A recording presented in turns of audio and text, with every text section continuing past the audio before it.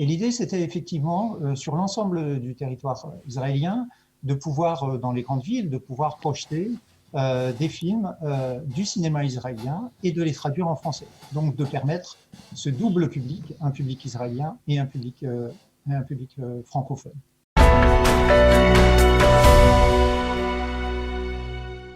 Nous sommes avec Jean-Jacques Pierret, directeur de l'Institut français en Israël. Est-ce que vous nous entendez ?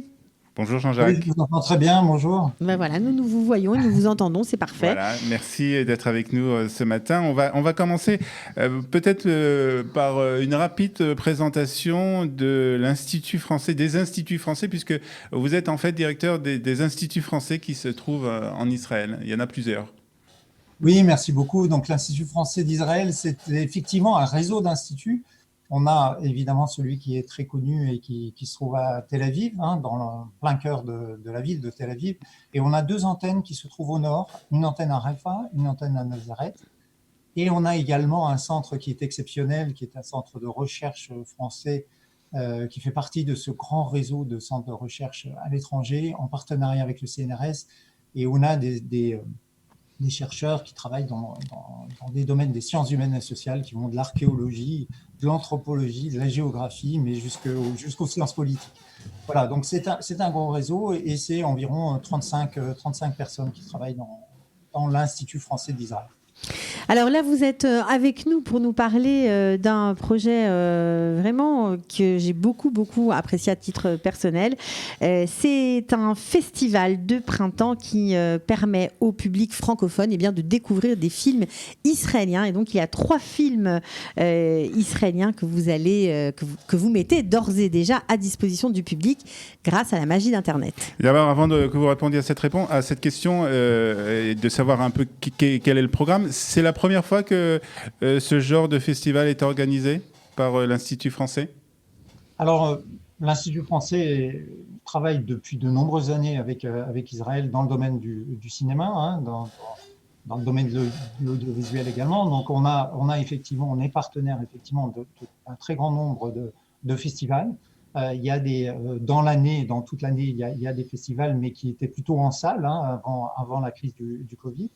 Et on a cette initiative qui était plutôt un été de cinéma israélien, donc qui avait lieu plutôt l'été, donc de mi-juillet jusqu'à début septembre. Et l'idée, c'était effectivement, sur l'ensemble du territoire israélien, de pouvoir, dans les grandes villes, de pouvoir projeter des films du cinéma israélien et de les traduire en français. Donc de permettre ce double public, un public israélien et un public francophone.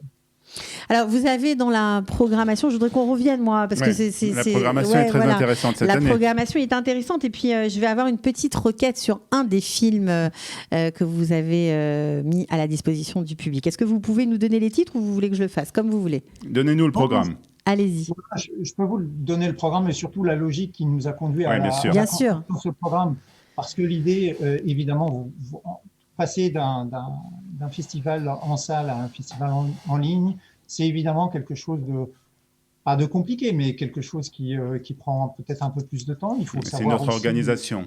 S'organiser, voilà, c'est ça. Il faut aussi, et je voudrais les saluer peut-être maintenant, saluer les différents partenaires qui nous accompagnent, parce qu'en fait, l'Institut français seul ne peut rien faire, c'est clair. Et d'ailleurs, si vous avez regardé le documentaire de Ben Gurion, puisque c'est en fait le premier documentaire qui a été projeté hier, si vous regardez ce documentaire, Ben Gurion le dit lui-même. Il dit « Seul, je ne pouvais rien faire ». Il a dit « La seule personne qui a réussi à faire seul quelque chose, c'est en fait Einstein ». Mais ça tombe bien que vous parliez de ce film parce que c'est exactement sur celui-là que je voulais vous faire une petite requête parce que vous l'avez diffusé, c'est Ben Gurion Épilogue.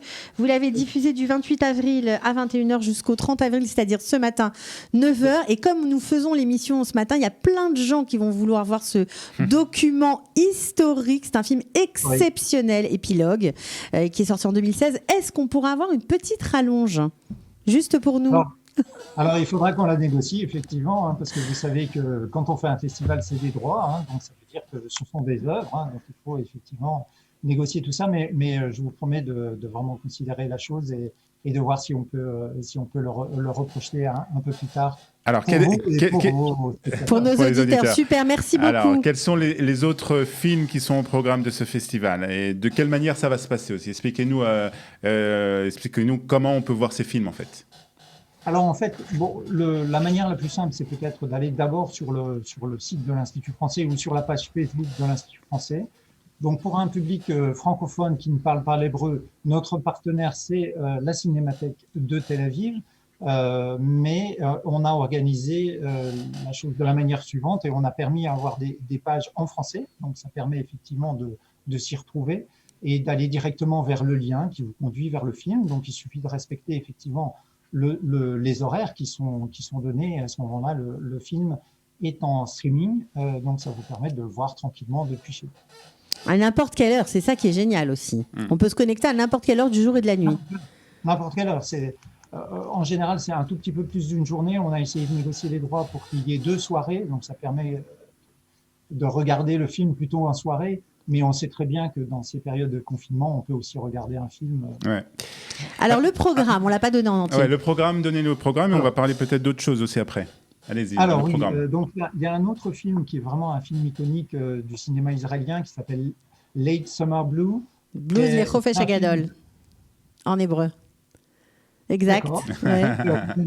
De Renan Shore, qui est un film qui date de 1986, hein, donc c'est pas récent, mais c'est un film qui est toujours d'actualité, qui est plein de vie, qui décrit cette jeunesse israélienne juste avant de partir à l'armée. Donc je vous conseille vraiment ce film-là. Il a été restauré, hein, donc il y a eu un gros travail qui a été fait. Il a été restauré en 2016. Donc ça, on pourra le voir quand, à partir de quand sur la page de l'Institut français? Alors, c'est du 6 mai 19h au 8 mai, 7h du matin. Donc on note bien. Cathy te note bien pour ne pas le rater cette fois-ci. Je l'ai vu déjà il y a très longtemps. Je crois que même je l'ai vu à sa sortie. Alors, et puis un autre film encore, Monsieur Pierret? Oui, donc là, l'idée pour le coup, c'était de faire la part belle d'un jeune réalisateur. Donc, il s'agit d'une semaine et un jour d'Assaf Polonsky. Et là, on a quelqu'un qui, pour nous, c'est intéressant, Institut français, également de regarder les jeunes réalisateurs et de pouvoir faire leur promotion aussi au niveau des festivals que l'on soutient. Il a été lauréat quand même du prix de la Fondation Gann à la diffusion de la 55e semaine de la critique en 2016. Donc, c'est quand même quelqu'un qui a commencé à faire ses preuves. Hein. D'accord. Alors, est-ce qu'il y a, Monsieur Pierret, d'autres partenariats entre Israël et la France en matière de cinéma, peut-être, ou aussi peut-être de dessins animés, d'animation? Oui, bien sûr. Donc, en fait, c'est une coopération qui est extrêmement dense, extrêmement riche, avec des liens qui sont très forts avec Israël, mais depuis des dizaines d'années. Hein, je veux dire, il y a cette, je dirais, on sent qu'on se démarque d'un cinéma qui est plutôt américain. On a évidemment une identité culturelle, une façon de présenter les choses, tant en Israël qu'en France. Et finalement, il y a eu un rapprochement de ces cinémas qui a permis finalement d'avoir ces coopérations. Donc, on a différentes coopérations. On parlait des festivals tout à l'heure. On a dans l'année des festivals que vous connaissez sûrement, le Festival du film français, qui d'ailleurs vient de s'achever. On a également un festival qui s'appelle le Festival de comédie Oh là là, qui est un festival beaucoup plus léger, qui permet de présenter justement les comédies françaises et ce que la France sait faire en matière de comédie. Et puis un festival sur Art on Screen qui permet de présenter, je dirais, les arts visuels dans des salles, à travers les cinémas. Ok, alors et c'est vrai que vous faites beaucoup pour la culture française, mais aussi beaucoup pour créer des ponts, tisser des liens entre les artistes israéliens et les artistes français. Je sais que vous essayez de faire se rencontrer les réalisateurs des séries israéliennes tellement aimées à l'étranger et ici aussi, avec des auteurs français. Vous faites pas mal de rencontres qui sont fructueuses. Oui, tout à fait. Donc, on a effectivement ce qu'on a démarré l'année dernière, c'est cette résidence d'écriture. Donc, il s'agit vraiment de mettre ensemble des réalisateurs et de faire en sorte que ces réalisateurs puissent passer du temps avec des réalisateurs israéliens. Donc, ils sont partis dans le Negev parce que, je dirais, c'est très inspirant finalement d'être dans le désert, de se retrouver tous les matins au lever du soleil le soir au coucher du soleil et de travailler ensemble sur un projet conjoint. Donc l'idée, c'est effectivement qu'il y a 5 équipes qui se sont retrouvées. Elles continuent le travail malgré le confinement. Il y aurait dû avoir d'ailleurs une séance de pitch qui aurait dû être organisée à l'occasion de Sérimania, le festival Sérimania. Elle sera réalisée en virtuel ou à distance en tout cas. Et ça permet finalement d'avancer sur du travail collaboratif entre la France et Israël. Et vous parliez tout à l'heure de l'animation. Je crois que c'est un secteur aussi qui est extrêmement performant. Donc, c'est un secteur sur lequel on souhaite aussi appuyer notre action. Donc, on a eu très récemment à Jérusalem un atelier d'écriture de films d'animation avec 2 formateurs qui sont venus de France, et ce travail qui a été réalisé et qui devrait être poursuivi donc, dans le cadre d'un festival, mais qui lui-même a été annulé. Mais donc, on avance pour que ce travail-là de collaboration entre la France et Israël puisse donner des productions. Il y a déjà beaucoup de productions, mais ça permet à des jeunes de finalement démarrer des choses ensemble. Je voulais citer simplement également, parce que c'est une initiative extrêmement intéressante, c'est Studio d'Arôme, donc Produire au Sud en fait, qui est cette initiative qui n'est pas qu'entre la France et Israël, mais il y a ce moment de rencontre qui est organisé à Nantes et qui permet finalement à de jeunes réalisateurs de pouvoir tester leur idée, mais par rapport à un public très international, puisqu'il y a des gens qui viennent de partout, du monde entier.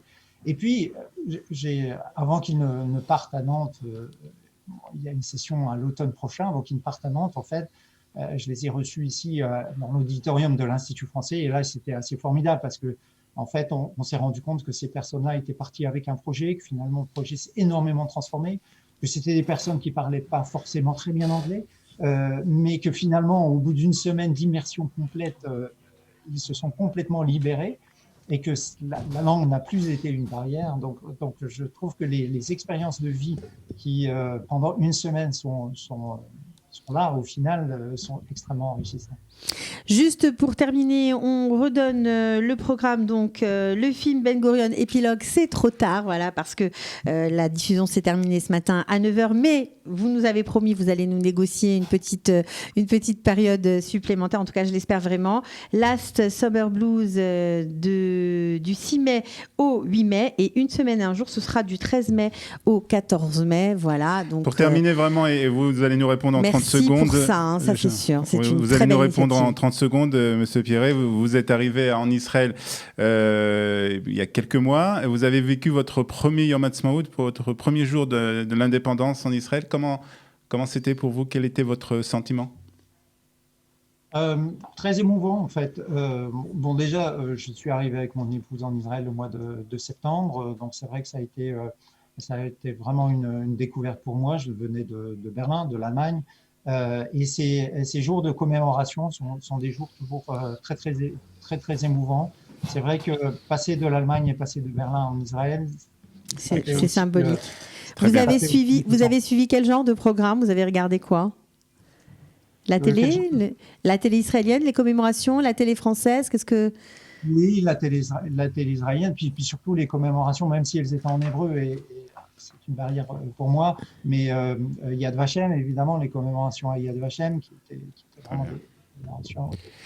On aura l'occasion en tout cas de reparler, parce que je sais qu'il y a aussi des choses qui sont faites en période de confinement par l'Institut français, mais là on est un peu pris par le temps, justement parce qu'on doit partir pour notre duplex avec Paris, avec les radios juives de Paris. Merci en tout cas, merci beaucoup Jean. Je vais vous donner, si vous permettez, le chiffre, parce que vous parliez du documentaire Ben Gurion, on a eu près de 2600 spectateurs. C'est un documentaire exceptionnel, puisqu'on sait que les images ont été pendant des années séparées de la bande-son, qui a été retrouvée complètement par hasard, et donc là vous l'avez les images sont d'une netteté incroyable, ça change des images d'archives qui n'ont pas été restaurées, on n'a pas l'habitude de voir ça, et on voit Ben Gurion qui s'explique, qui est interviewé, qui raconte, là c'est vraiment un document historique. Très bien, merci beaucoup Monsieur Pierret, bonne journée à vous et à très bientôt sur Studio Qualita. Merci à vous, merci de m'avoir accueilli. À bientôt. Bye bye. Pour tout savoir sur le coronavirus en Israël, les recommandations officielles mises à jour, les aides au Olim et tous les services proposés par le gouvernement, les municipalités, Kalita et les associations francophones d'Israël, dans cette période de crise inédite, connectez-vous sur www.info-covid19-kalita.com.